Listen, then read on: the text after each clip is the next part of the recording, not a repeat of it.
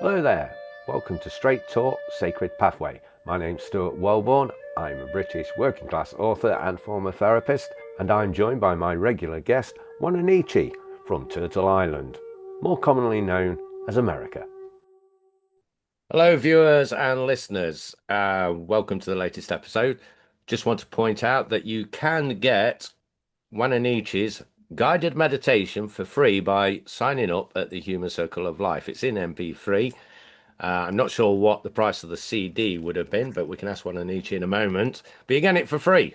So just go to Human Circle of Life, fill in your details, and it's sent to you straight away. Get the guided meditation. It's really important to do that at these times.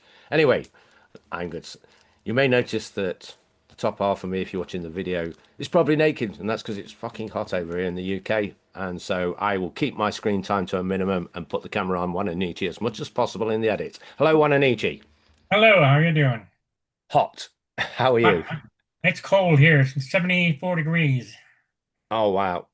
We had 32 degrees Celsius here And we've been today. having all kinds of violent weather all over in the United States with tornadoes, hail, as big as as big as golf balls, Golf and balls. even as big as baseballs. As big as baseballs. Yep, Shit.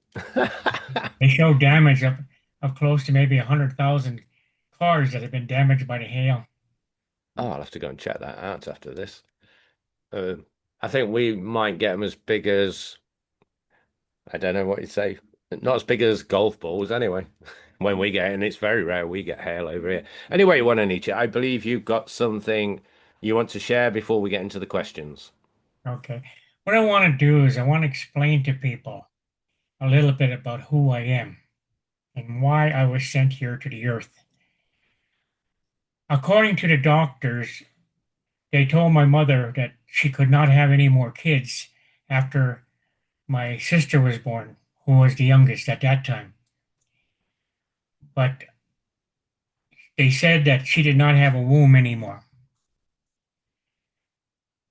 But I came anyway. And what I was could see even at when I was in the womb, I was in an energy womb made out of energy and not made out of human embryo because I was supposed to be born.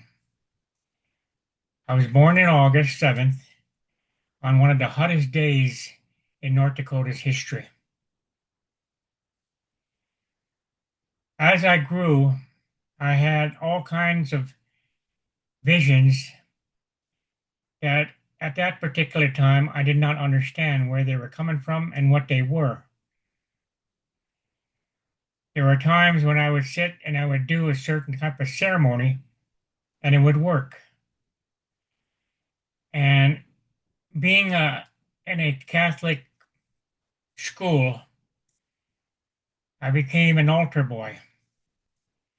But as I got into the Catholic religion, it only promoted me to ask more questions because I did not believe what I was being told. There was something that was not right. And the questions that I would ask would get people very upset.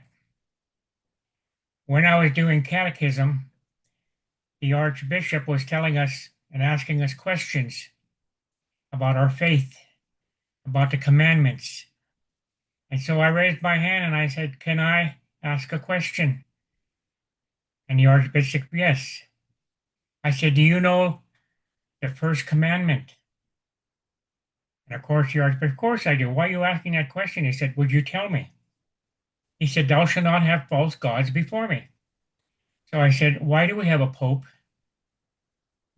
And I almost got excommunicated for that particular question because they give us rules and regulations, commandments to live by, and the first one we break is the first one.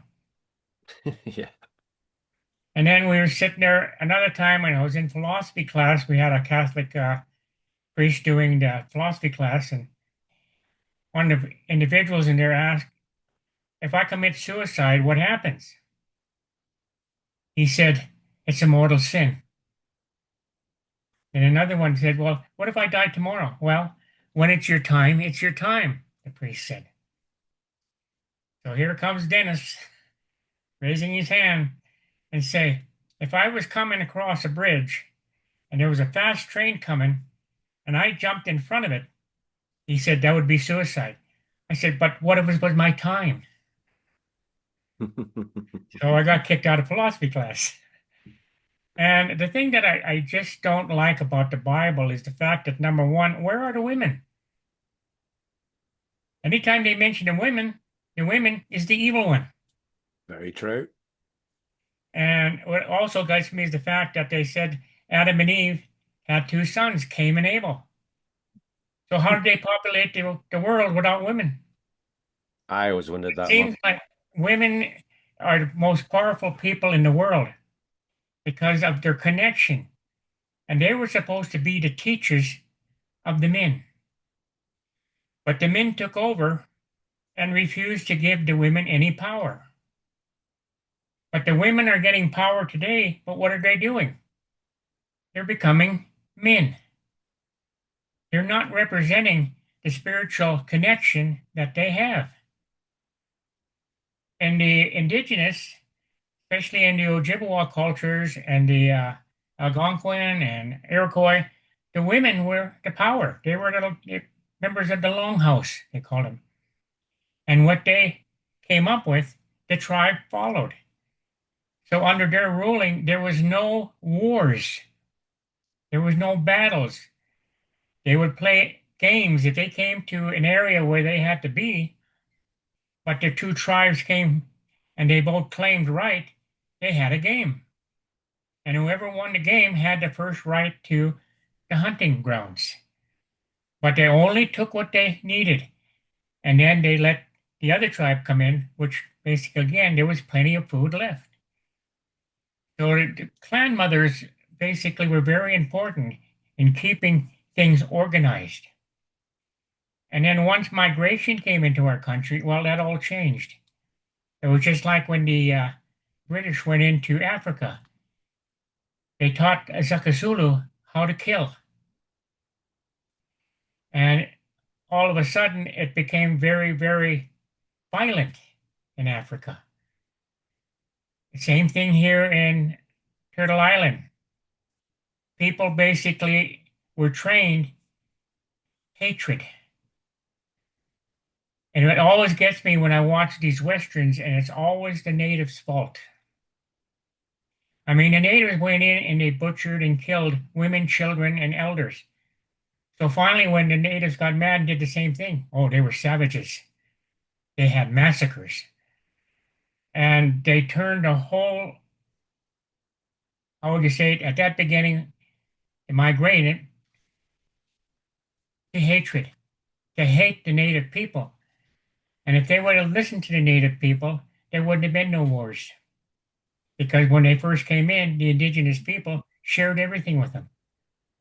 Did There you was no, not have any wars? not, I would say in the beginning, no.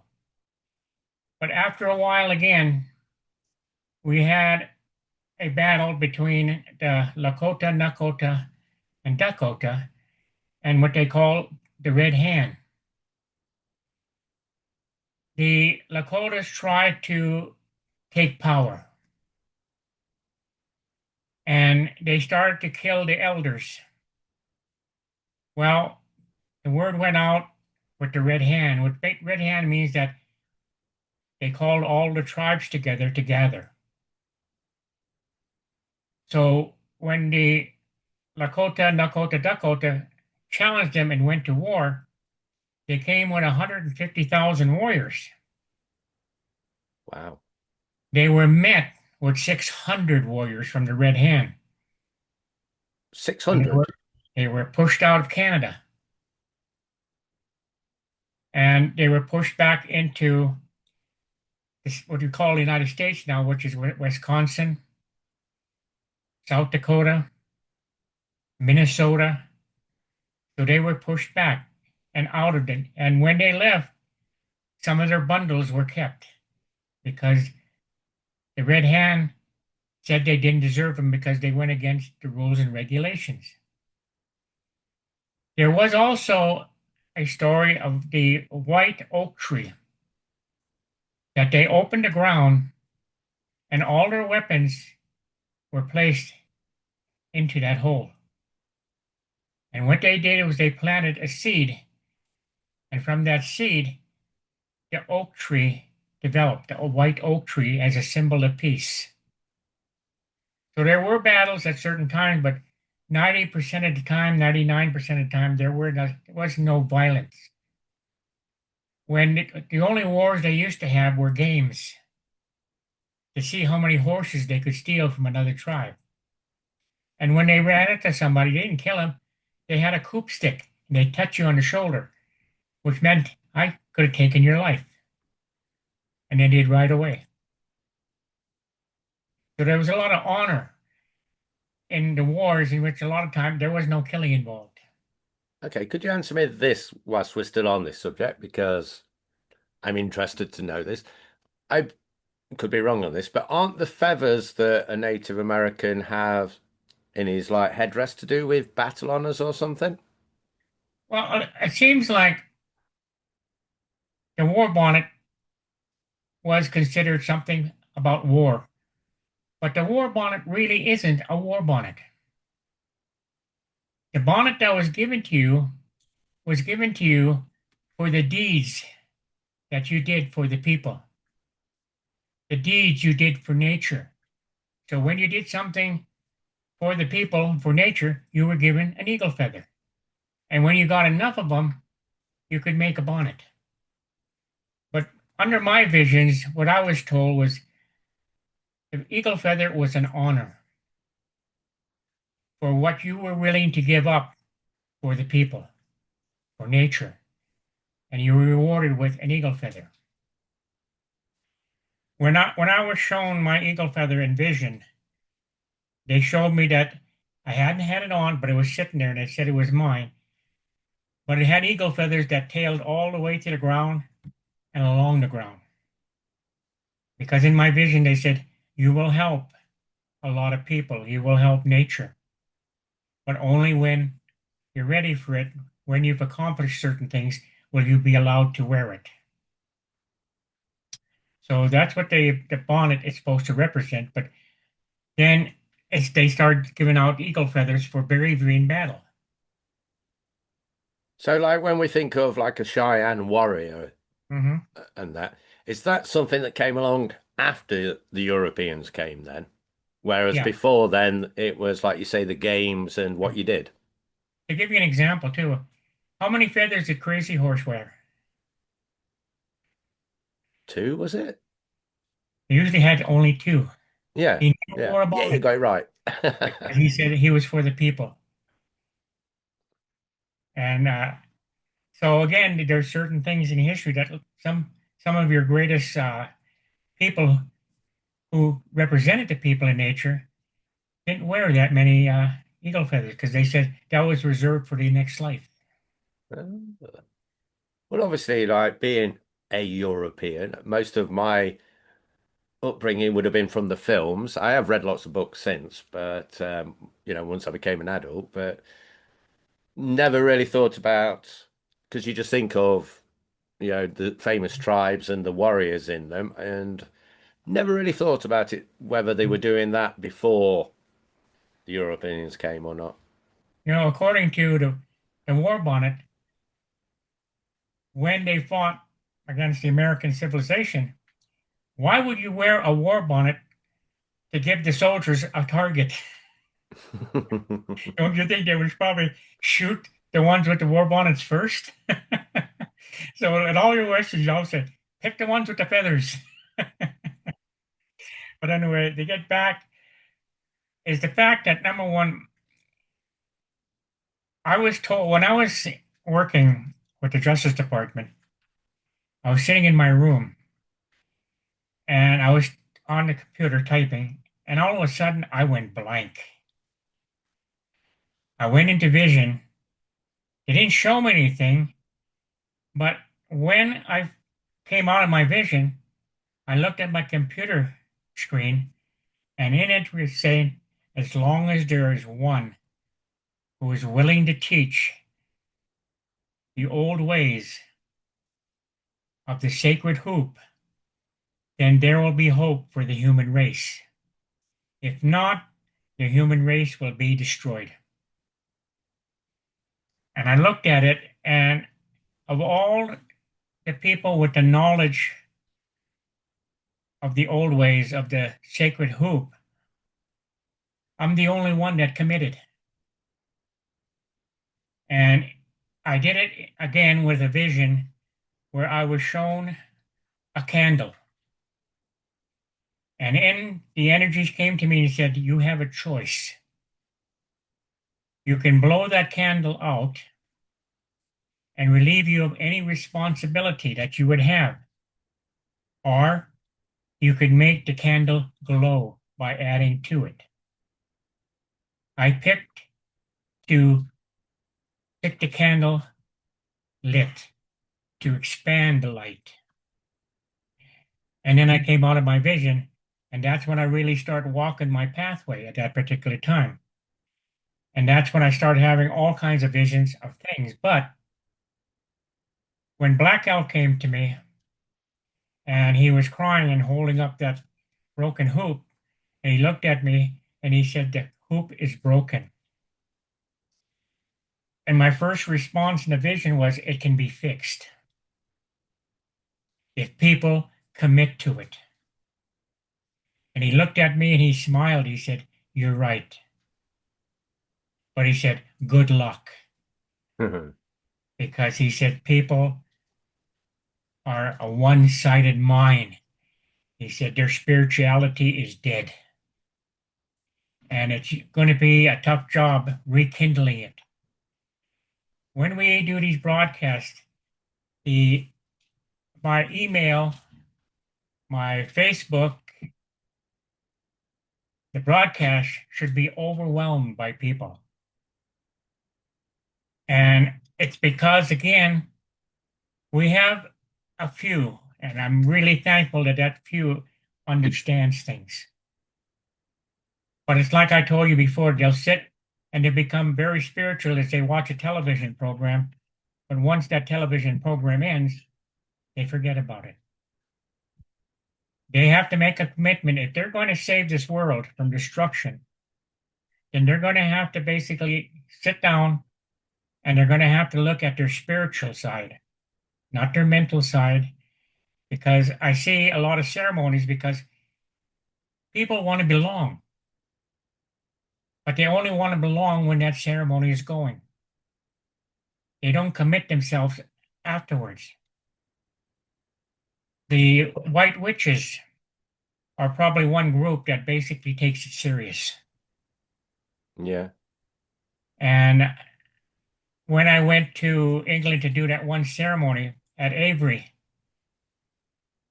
the only ones that showed up was 40 white witches, a few other ones, but they were given the vision to be there. And it was horrible weather. I mean, it was downpouring. Roads were flooded. But they came and they seen the magic of connection. When I told them that I had asked for three things to happen, and they looked at me and those three things happened. They shouldn't have because of the way the weather was. But I said, as soon as we go into Avery, I said, I want the rain to stop. We went into Avery, the rain stopped immediately. There were still clouds in the sky, but it wasn't raining, but it was raining all around us. The next one, I said, I wanted the clouds to clear up so we have a clear picture of the moon and the stars. I started the ceremony. When we looked up, the clouds were slowly dissipating and the moon and the stars shone on Avery. The third one I asked for, as I said, was what I thought was impossible. I said, I want to see a rainbow around the moon. When the ceremony ended, the white witches had brought their drums and they start singing, playing. And when they got done, they looked up and there was a rainbow around the moon. So it was very powerful for them. And it really rekindled their own spiritual connection.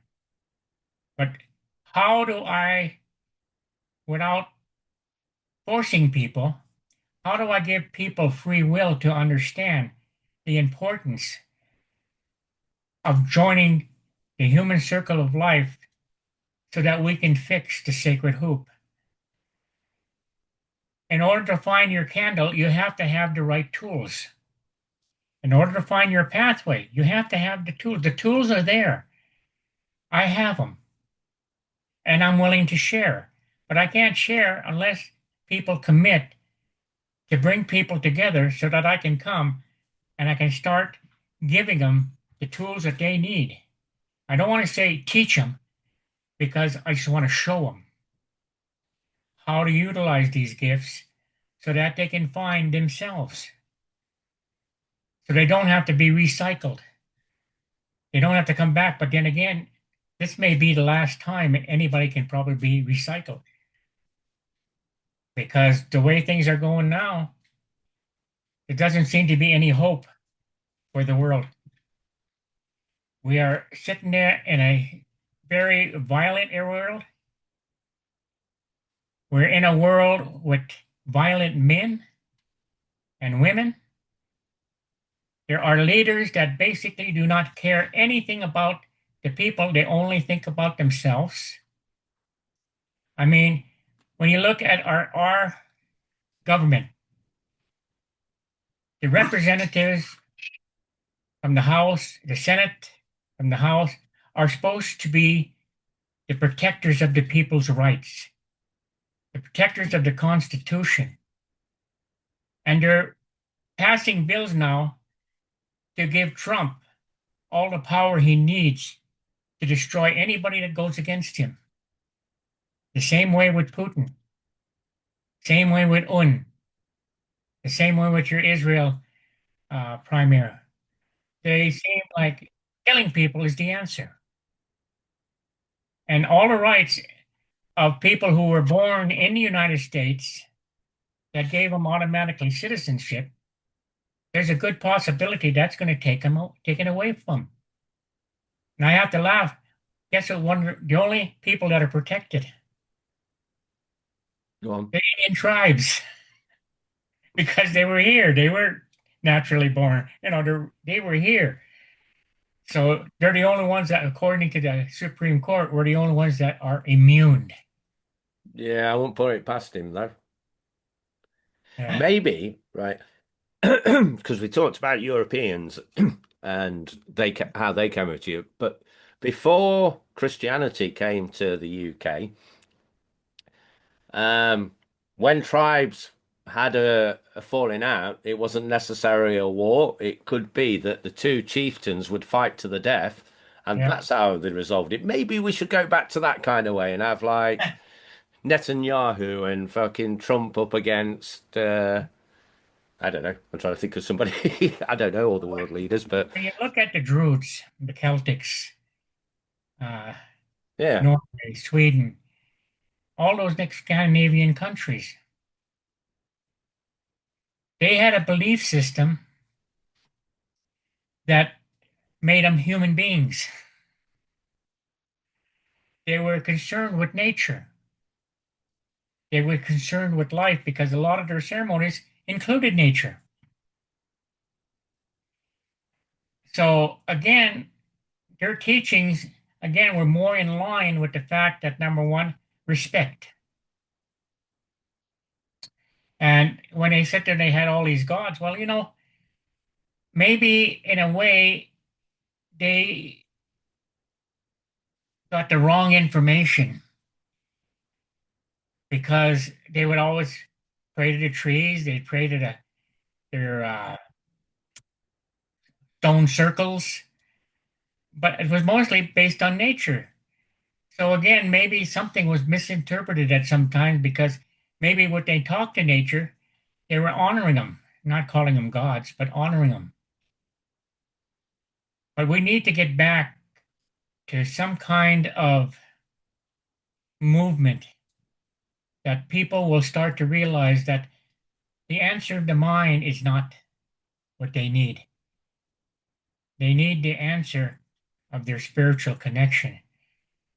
And that's about the only way that the earth and the human beings will be preserved. So I'm asking people to sit down and basically meditate on who they really are. Who do they want to become? And if they decide that they want to connect, I will come.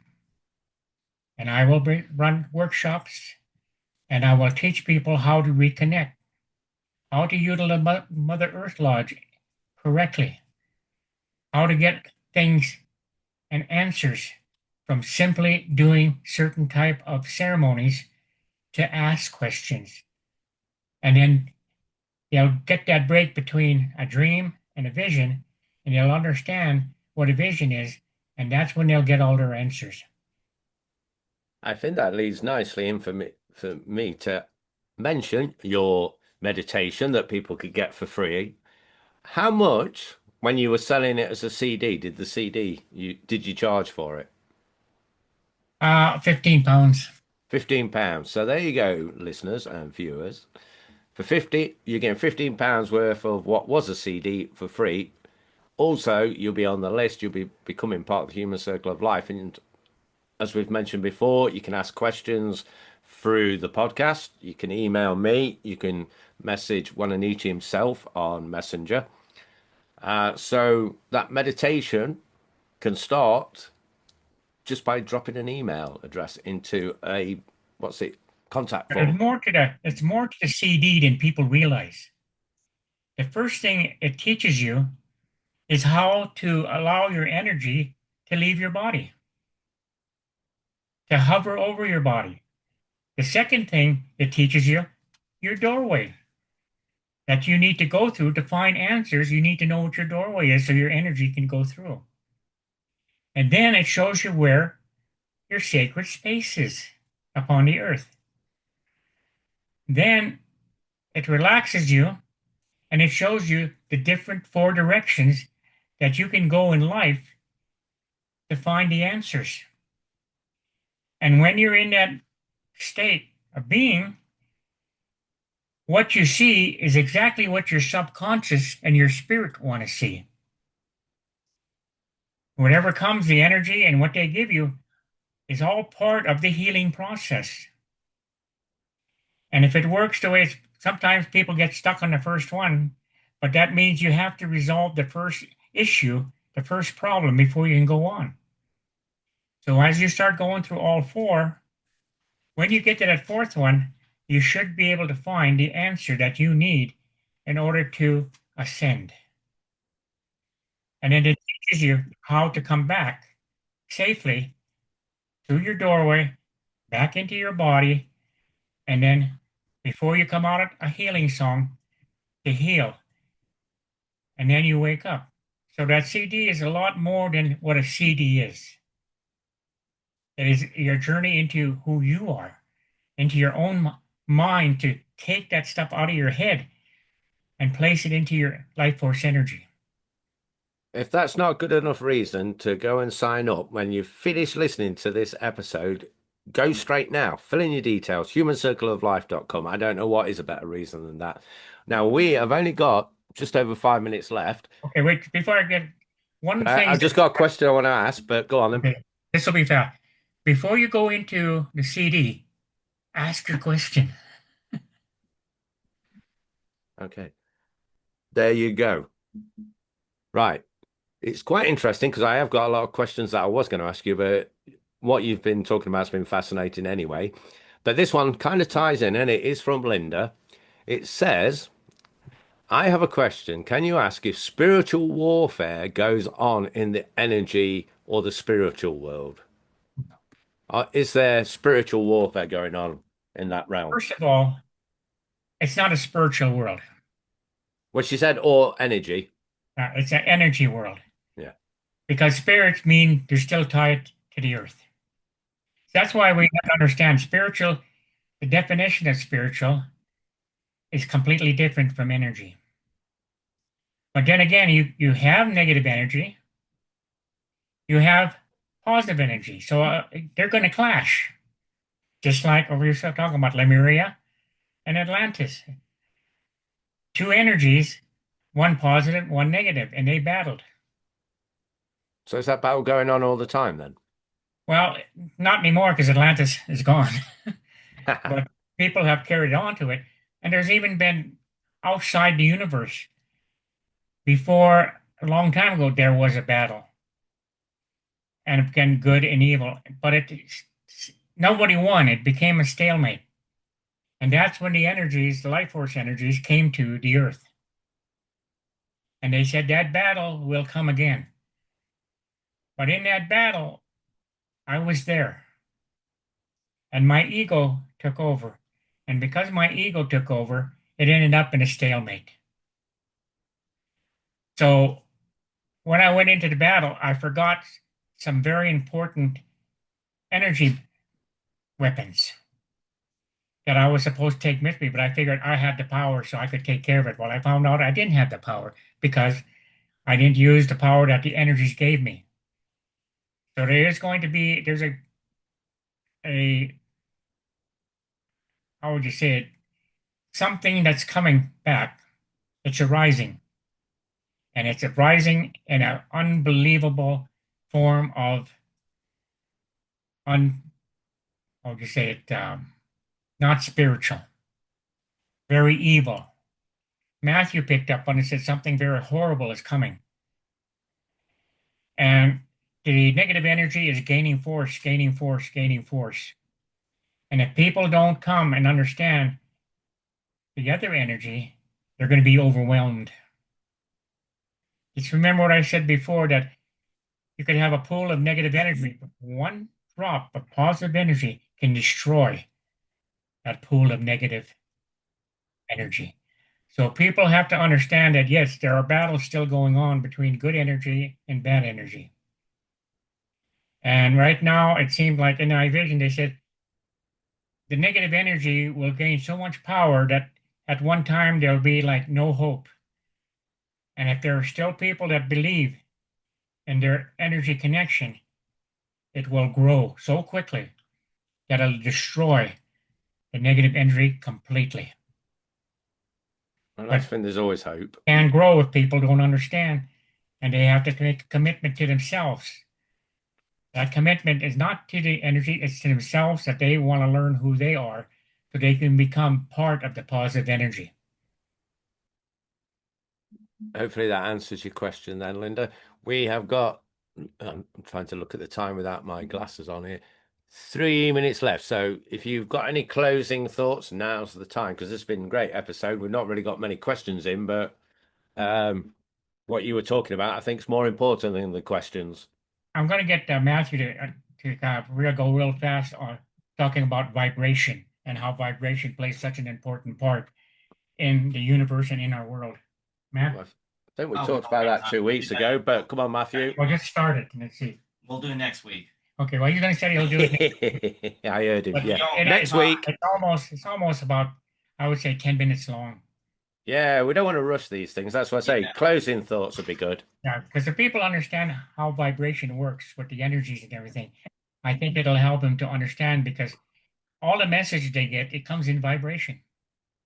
Nature is a vibration. The hummingbird teaches us that when they come to a flower that's closed and it increases the sound of its wings to a different vibration, the flower opens. It's actually more channel how they channel the energy through Yeah, and so it vibration. channels that vibration. Okay, Into the Matthew, flower. save yourself for next week. You're going to be in Yeah. the hot seat for a good 10 minutes next week at least. It's a form of communication. It's just like they had these boxes that they had like vibrations in it. Well, what they didn't realize, vibrations can kill. It can Oh, be I know good, that. it can be bad. And they're sitting there, and this one lady was explaining how this box works with its energy. And I said, no, it doesn't. And all of a sudden, from out of nowhere, come a hand. And the hand broke the box. And it said it was too evil and too. If they didn't understand it, it was no good.